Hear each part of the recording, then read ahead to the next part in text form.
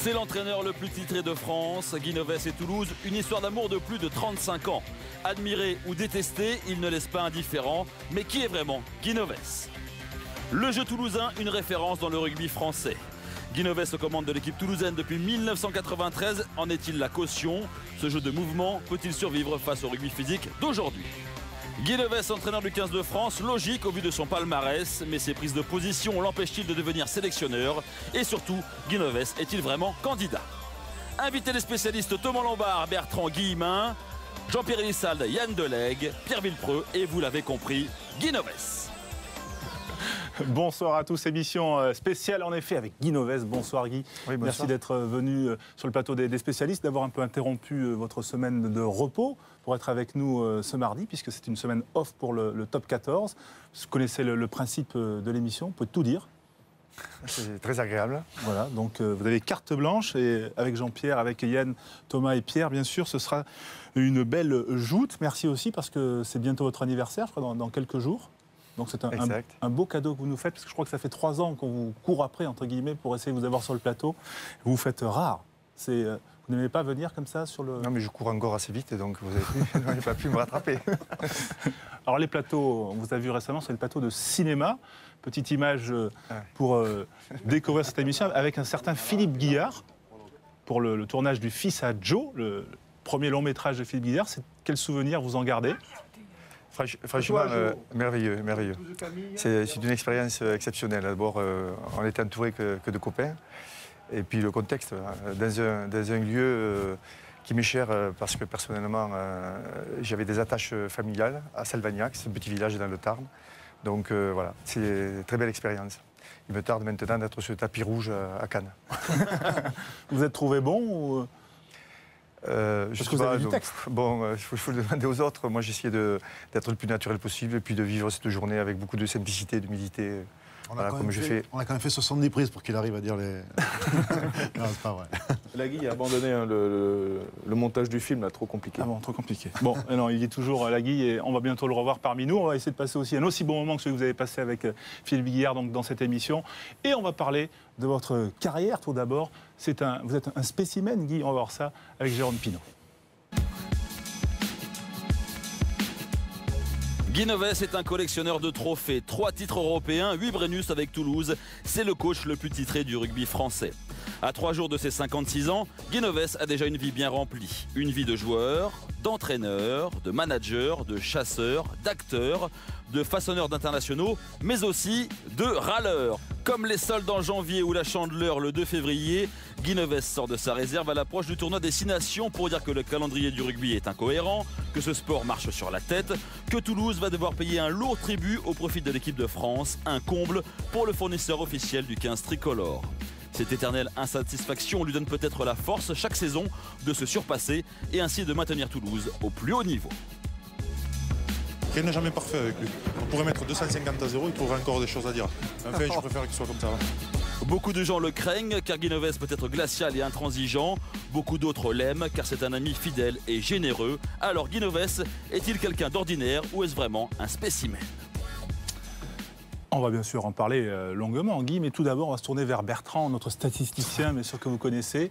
Car c'est vrai que c'est un cas unique, Guinoves. Dans le rugby déjà, parce que dans le sport, il y a d'autres cas comme lui. On a relevé quelques noms prestigieux, des noms qui ont gagné bien évidemment des titres. 25 ans de longévité pour Guy Roux dans le football à Auxerre avec son traditionnel bonnet. Guinoves, on a considéré qu'il y avait 2 premières années, dès 88. Ensuite, il y a eu une coupure avec le Stade Toulousain, puis un retour à partir de 93, donc 17 ans. Et comme Jérôme l'a dit, 3 Coupes d'Europe et 8 Brennus, 17 ans pour Fang, envolé à Cannes. Et ensuite, on a également Canaillé et Monclar qui sont des symboles de longévité et aussi des symboles d'efficacité. Parce qu'il faut durer, mais il faut gagner. Et ça, il sait le faire. Et ça dure. Est-ce que vous êtes fixé une limite? Franchement, non. Moi, tant que j'évolue en confiance avec des personnes avec lesquelles je me régale, un staff que je choisis régulièrement, un président avec lequel j'entretiens d'excellents rapports, ainsi que le président du conseil de surveillance du Stade Toulousain. Donc voilà, je suis dans un contexte qui me plaît, dans lequel je suis né, où on m'a tout appris et où j'essaie de continuer à faire passer le message qui m'a été inculqué lorsque je suis arrivé aux alentours de 20 ans à Toulouse. Est-ce que vous avez encore toujours cette soif de vaincre? Là, on va voir votre premier bouclier, c'était lorsque Pierre Villepreux était votre entraîneur, en 85. Vous êtes joueur. Vous avez à ce moment-là le maillot de Toulon. Un immense souvenir. Ensuite, il y en a eu 8 comme entraîneur, mais on a du mal à vous trouver près du Brennus. Maintenant, quand on cherche dans les archives, vous le regardez même plus, ce bouclier? Non, mais je pense que le Brennus, ce sont des joueurs. Là, je suis joueur, on l'a gagné, Pierre le sait. Les coachs ont fait leur boulot. Après, il faut laisser aux joueurs le soin de profiter de ce moment magique. Ce n'est pas au coach. Le coach, il a fait son boulot avant. Il a terminé son boulot au moment où les joueurs montent. Il est ravi, il est satisfait. Il peut un peu récupérer. Mais voilà. Je rappelle qu'au moment où on a gagné, je crois, le 3e titre de champion d'Europe, j'étais même en prison pendant que les joueurs levaient la coupe. On a l'image d'ailleurs, c'était effectivement une belle bousculade. Ouais. C'est même comique.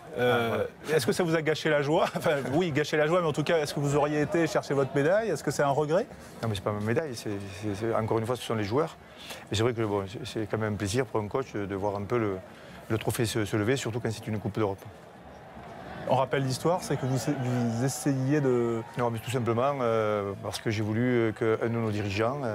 qui est un dirigeant important du Stade Toulousain, de l'équipe première, qui s'appelle Michel Molineri, nous rejoignent sur le terrain alors qu'il y avait des milliers de personnes. Et les stadiers et des gendarmes m'ont empêché de le faire. Donc c'est vrai que le ton est monté et les premiers ébats ont été un peu rudes. Pierre et Yann, vous qui connaissez bien, Yann, vous avez été joueur de 97 à 2004 au Stade Toulousain. Pierre, vous avez entraîné Guy. Qu'est-ce qui fait justement sa différence, cet esprit de compétition? Alors, moi je pense, parce que c'est vrai qu'au-delà des matchs, il y a une vie avec Guy pendant des années. Et il a une culture de la gagne qui est incroyable, mais pas que pour le rugby, pour tout. C'est-à-dire vous jouez aux cartes avec lui, il faut qu'il gagne. Vous allez faire du vélo avec lui, il faut qu'il gagne. Il triche. Et au-delà de l'avoir, il inculque à tous ses joueurs. Et c'est vrai que c'est une donnée très importante dans le rugby. Et ça, il sait le faire passer à merveille. Voilà, ça ne veut pas dire que pour le reste, c'est pas faire passer quand je parle de tactique ou de technique, mais ça, c'est une valeur quand même qui est encore plus ancrée chez lui que tout le reste. Pour moi, pour avoir entraîné Guy pendant pas mal d'années, c'était le joueur sur qui je pouvais compter. C'est-à-dire que le jeu que je voulais faire passer, il s'y lançait sans restriction. Il ne traînait pas des pieds, il osait, il entreprenait, il était... souvent décisif parce que justement il jouait avec confiance, détermination et ça, ça a entraîné au sein du collectif une dynamique extrêmement importante et intéressante. Ça, on vous voit d'ailleurs, vous avez même porté le maillot ensemble au Stade Toulousain. Ah oui, c'est vrai, oui. On a porté le maillot ensemble.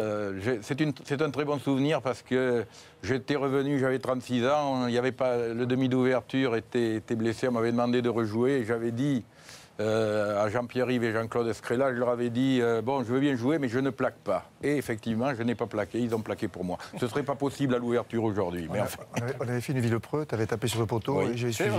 C'est vrai. Et j'avais marqué entre les poteaux. On avait perdu ce match, c'est vrai en plus. Et si je peux rajouter quelque chose aussi, moi, pendant la période au stade, j'ai jamais vu un Guy Novès restrictif sur le jeu, comme j'ai pu l'entendre par-ci et là.